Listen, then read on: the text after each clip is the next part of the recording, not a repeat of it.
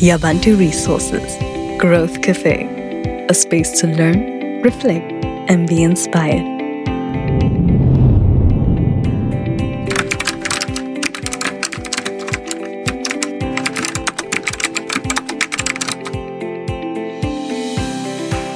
They might be very modest.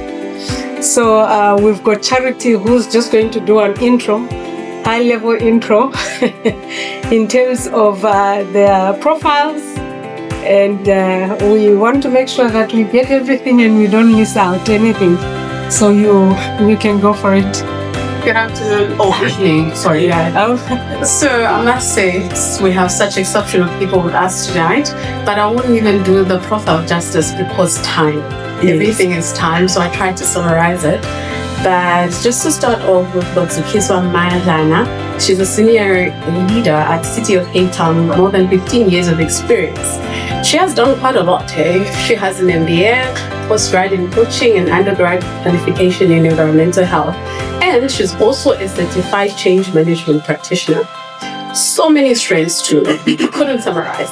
But she has the future of work strategies, ethical leader, a lot more. Career-wise, what stood out was your pivotal role in shaping citizen-focused and future-ready institution, and also the award you got from Male and Guardian Woman Changing South Africa for the contribution in meaningful public sector.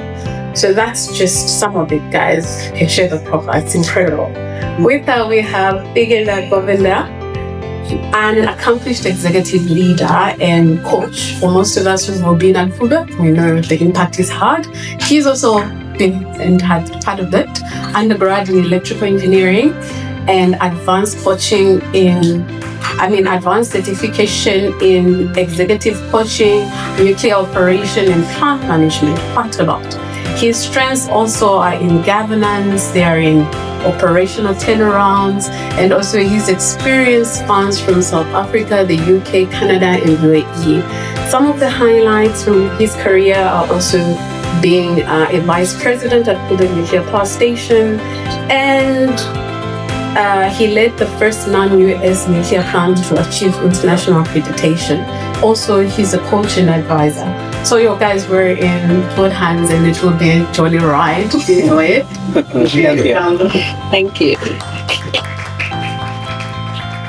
Thank you very much and welcome. And I think because of time, I will pose the same question and I will start with whichever one. So I think having a bit of that in terms of your profile, I'll start with Zukiswa. In terms of your career, in summary, how did it all start and how did you get here? All right. So humble beginnings, grew up in the Eastern Cape, village girl, get to Cape Town, realize you are at the bottom of the food chain. I was like, I'm not going to stick around at the bottom of the food chain. And my only ambition was to have the right address. I want to buy a nice house and the right address. That was my ambition at the time. I was like, no, it can't be that. So it started from just thinking that I could do more. There could be more for me in life.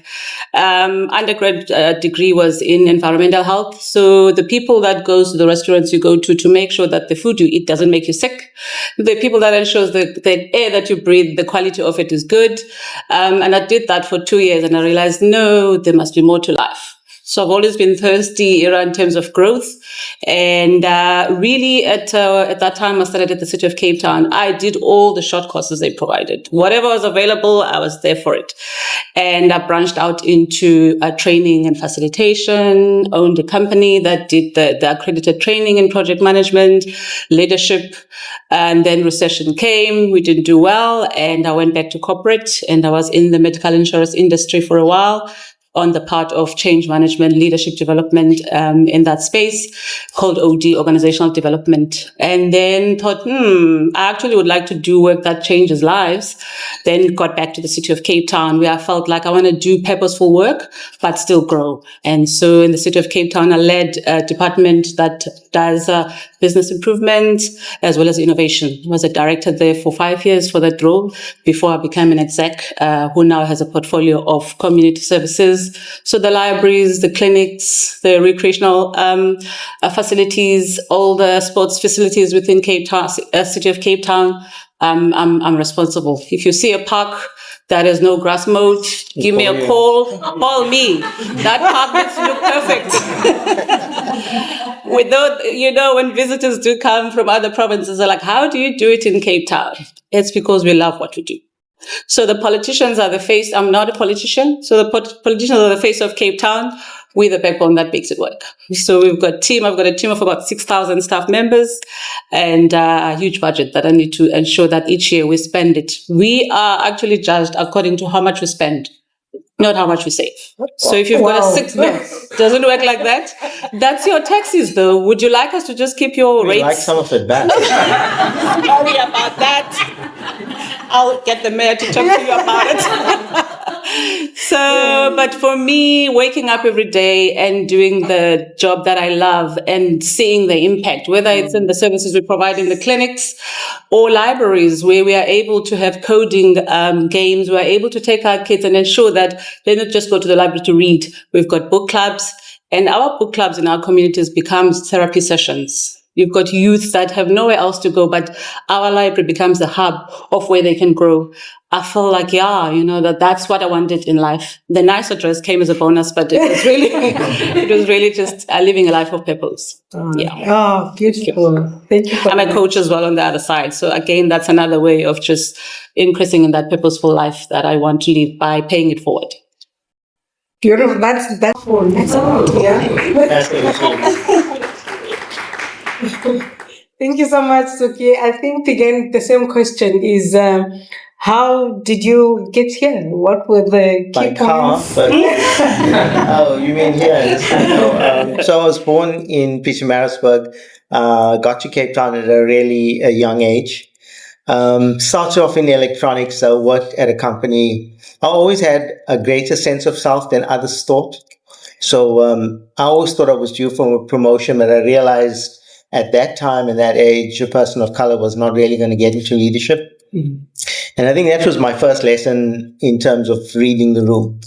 And I realized I can either stay, fight the system, didn't have energy for that, or change the environment. Pivoted, ended up in nuclear. That was an experience knowing nothing.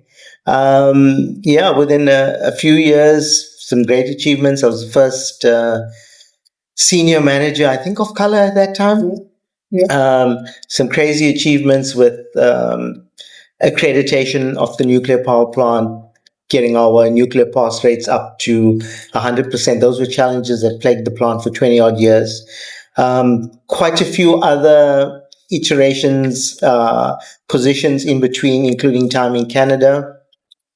And then when Coburg had a really, really major incident with one of its generators, I was still in Canada, and the CEO called me up and asked me to come over and take over, rescue the plant, turn it around. I think it was I wouldn't say my best achievement, but it was like bragging rights, because I think at that time, and probably still, I was the youngest site vice president of a nuclear power plant in the world, and the first one of color.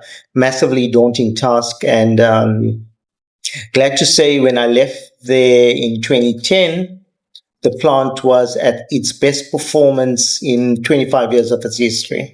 So that was a great achievement. And I was attracted to go across to the UAE to help advise set up their strategy for the nuclear power plants, various vice president roles there,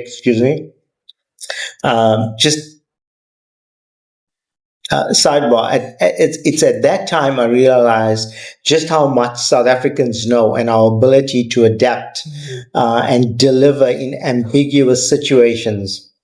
Up until then, I just thought we were reasonably good at what we did, but we really stood out in that space. After 6 years there and a lot of world-first achievements, I decided to follow my passion. So I've always been a creative and a disruptor at heart, and I realized I was always drawn to leadership development, and decided to qualify as an executive leadership coach, and retired, came back to South Africa, So I was supposed to just be doing leadership coaching, but somehow back into consulting, back into entrepreneurship, which I love as well. So just enjoying life at the moment. Yeah. If I listen to the what you have done in your careers, and I think that's the message for everyone and the young ones, is that they had careers, they had choices. At some point, they decided, I'm going up, I'm going sideways, I'm going back, and I think it comes out with both of you. So just for tonight, and for especially the young ones, what can you remember being your challenge? Something that you had to face that was, it really challenged you, your ability, your personality, and how did you go about overcoming it? Because the fact that you made it so high up in the city of Cape Town, it means that you had many challenges. But can you think of one? Maybe lots, but I don't want to. By the way, big up, guys. You're here on a Friday evening and you're young and you could be living your life somewhere else, not in here. Well done for being committed on your growth. I thought about it. I was like, wow. I mean, who does that? They scotch afterwards. There has to be an incentive. I hope it's really good. So challenges as a woman of color, our voice is not always known, nor appreciated, nor loud enough. And we come from a space where we sometimes shrink away because we were in an environment. If you think about just culturally, we all come from different cultures, and there's a certain way in which women are treated. There's a certain way in which women are expected to behave. You come into a corporate environment, it is quite a men's world. So how do you make your voice heard? How do you also show up in a way that doesn't come from a victim, but from a way of, I'm here to make a difference? And getting used to your own voice as well. So it took a while for me as well to just invest in myself. Luckily, because I was so thirsty for knowledge and growth, I started investing in myself from when I was 21. Okay. That's when I started coaching, getting a coach. And like, can I get someone who can help me how to do this? It started from actually just in a meeting and not let the meeting finish without me saying something. At first, that voice is quite very intimidated, very shy, and you muster the courage to talk, and then the earth doesn't shake and people just move on. You're like, after all that stress, what I said doesn't even make any difference, but you get used to hearing the voice. And that's something I had to learn as well, to get to a point of being a decision maker in the city. And again, being in an environment where we all are so passionate about what we do, but the manner in which we show up and the manner that I need to present myself, giving permission to all the younger women in the organization and those in senior position that it can be done. So it's always been my pursuit in life, to just give permission for others and give permission to myself that I can grow. But the handicap of being a woman and of color, it's how do I work with that and ensure that it's not it doesn't really make me shrink, but really I use it to my advantage to actually be that voice.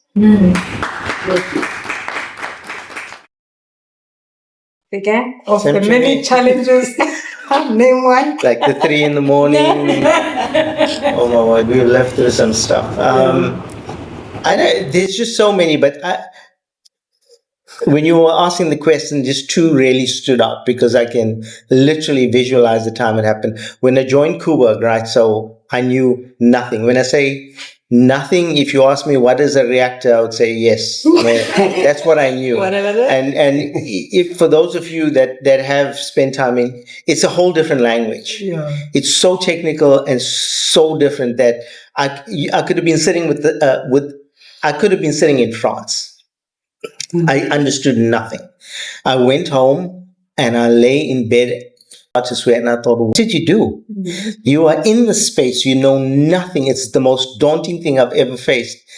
And I'm like, how am I going to cope with this? And then I was just facing 1 or 2 options. You leave the org, because I had a lot of options at that time, or you face this fear, otherwise it's going to grow. And I decided I'm just going to go all in. And I think what helped was having a mentor at that time, Siddiq Davis, who saw potential in me that I didn't see in myself. And when I shared this fear with him, so I aced the telecoms role, and within a year, he enrolled me onto what we call the nuclear engineering program. if you take an MBA, treble it, it's not even as hard as a nuclear engineering program. Ask those that have been on it. And I went in there knowing nothing, and I came out knowing, I was just so confident after that. So I faced my fear. I decided you either run away or you throw yourself into it, which is what I did. And I realized I can start backing myself. It was my first lesson. The second is when I was appointed as site VP of Coburg, you're sitting there with people that are, and I'm not lying to you, probably the smartest in the country, period. The most analytical. And you are this young guy chairing operational decision making meetings that if you take the wrong decision, you are realizing, and I realize, you run the only country, the company in the country that can bankrupt this entire country if you got it wrong. And I'm sitting there thinking, the imposter syndrome. What the hell am I doing here? Look at all these people and they know everything. And then I recognize one thing.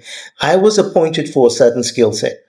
I can't pretend to know the plant and the technical bits as well as these experts do.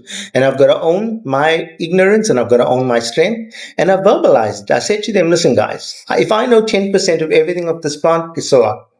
It's your job to know that. My job is to leverage your ability to take the big decisions and to lead you guys until we recover the plant. And that was the biggest relief. Owning your ignorance, sharing it, and then just playing to your strengths. Yeah. That's beautiful. And I must add, at that time when he was appointed VP, I was also very young, but we were very worried about this guy. He took over. I'm a very big guy who knew everything. And he walked in and we went, oh no. So that's amazing. And it just shows that all the roads, you will face challenges, but I like the way that you bring it out in how you dealt with it.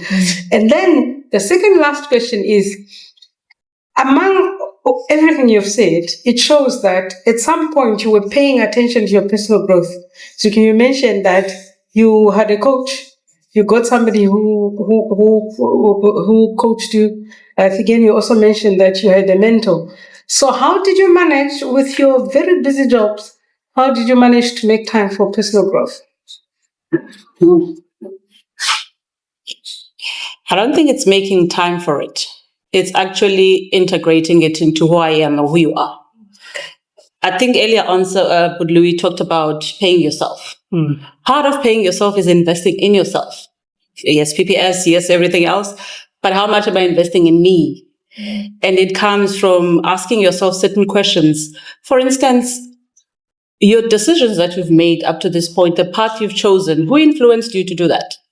Is it family? Is it social media? Is it peer pressure? And sometimes if it didn't really came from you having a bigger purpose around why am I doing what I'm doing, you could be going into different directions and then get stuck because maybe with this part was not even your doing. I was pleasing mom, I was pleasing dad, and at home somebody said you need to have a degree and I had it and now I don't know what to do with it.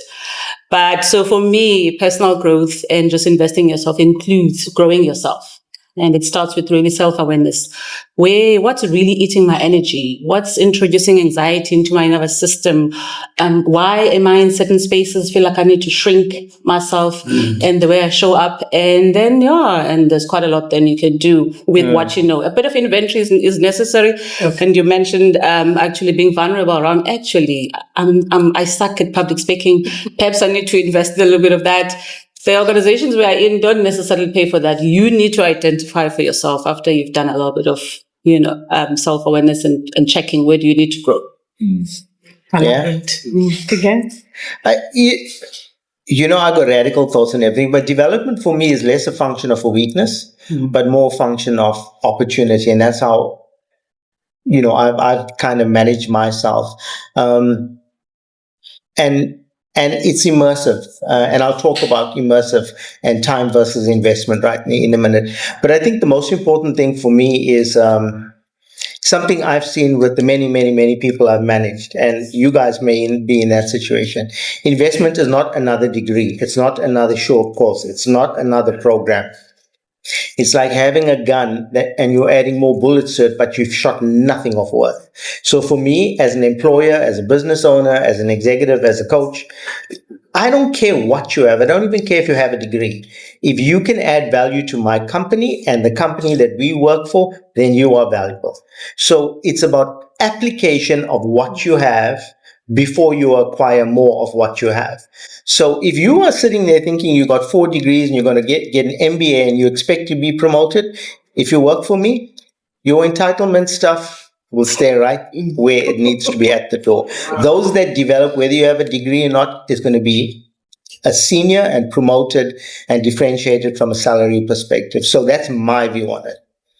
And you may think differently, but go test it in industry and we'll see who's right in a few years.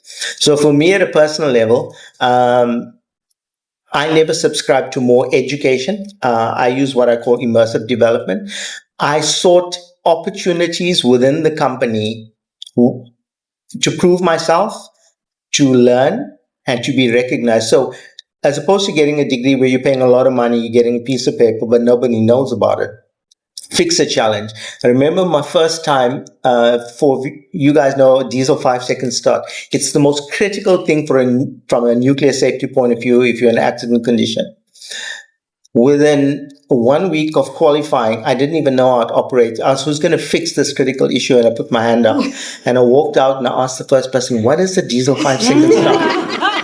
I'm not lying to you guys. I'm not lying to you. And somehow I led a team of people who did it, right? So the point is, development is seeking opportunities within the company, on the company's time, with the company's resources. You get a claim, you get recognized, and you learn the most important thing. You learn about the company, the people, leverage within the company, how the formal systems work, how the informal systems work, as opposed to a piece of paper that you're going to find hard to really, apply. So that's always been my philosophy. Find the opportunities within the company, develop. There will be times you need to supplement it because job descriptions in most companies need a minimum requirement. And sometimes you got to get it because you got to get it. But that's all it counts for, period. All right. Thank you for that. And I think now I'm going to close because Lorraine keeps flashing me. I must close. So I would like you to, here they are in front of you, different stages of life and whatever. What is it that you would like to share in terms of personal growth? What would you like to leave with them as something that you say, that's what I can give you, what will help you going forward? So you've made it very high in terms of your careers, in terms of your experiences. You're doing very well, and obviously we look up to you. So what is the message that you would like to leave with the team? And I'll start with Thegan this time.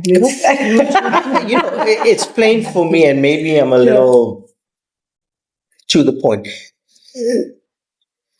Currency is value you add, right? So find value you can add. But more importantly than value you can add is differentiate yourself. I need to understand why she pops up all the time. Get my attention if I'm the leader, I'm the decision maker. So add value in the way that sells your brand, right? That's what I would say. Back yourself. Stay in your swim lane. Don't worry about the fact that she's raced 2 promotions ahead of you. It's a long race. Trust me, in a year or 2, she probably will be reporting with you. Stay focused on what you want to achieve. Have absolute belief in it. And guys, it takes a lot of hard work. It's not networking and a degree. And don't be disheartened. You'll win a few, you'll lose a few, but just back yourself, stay in your race, play to your strengths, and stuff happens. Trust me. Thank you. Right. So there's a quote that says, growth happens at the end of discomfort. Comfort is a trap. If you are comfortable in your job, you're going to stay there and do the same thing and be comfortable with the skills you have. You have to introduce discomfort in order to grow. Discomfort could be actually putting your hand up and not knowing what the heck this thing I'm going to do. But anyway, I'm going to try with everybody else. That's discomfort. Mm-hmm. And discomfort it's discomfort because you're going to be writing with your left-hand side. And that's when you're going to realize, actually, I need to grow my skills in this one. And I need maybe to get someone to help me doing it. But the moment you are comfortable in any part of your life and you're not looking for any other areas where you can introduce the discomfort, you're not going to grow. And growth is linked to courage. So again, the courage of saying, you know what, let me just take this on and be able to be that person who learns in front of everyone. And if you do that, your growth and your career and everything will unfold in the proportion of the courage you apply to it. If you don't show courage in anything, you are comfortable, don't expect promotions, don't expect increases or performance bonuses, or growing as a self and being able to be valuable into the company. So for me, that's the message I'd like to leave with you. Start looking at where can I create discomfort in order to grow. With your finances, with everything, where should I need to pinch myself to be able to stretch myself and grow? And that's where coaching comes in as well. You now have a partner that can then help you in that process. Beautiful. Thank you so much. What a privilege. And I must say that I have, from a distance, I've watched them grow. I've been privileged to see how they've made those strides. And I try to follow, but I'm not there yet. But I'm saying it's amazing. And they both do coaching, professional coaching. I think that came out. It's important that you have a mentor. That's if you want to grow. You don't have to. It depends on what you want to do. If you want a mentor, you want a coach. They both do coaching, but obviously you have to go through Yabantu, and then we can put your help and we can help you. So thank you very much. I hope this session has been worthwhile, and I hope you've benefited from it. And we hope to hear from you, and we'll see you at the next event. Thank you so much. Thank you. Yabantu Resources, Growth Café, a space to learn, reflect, and be inspired.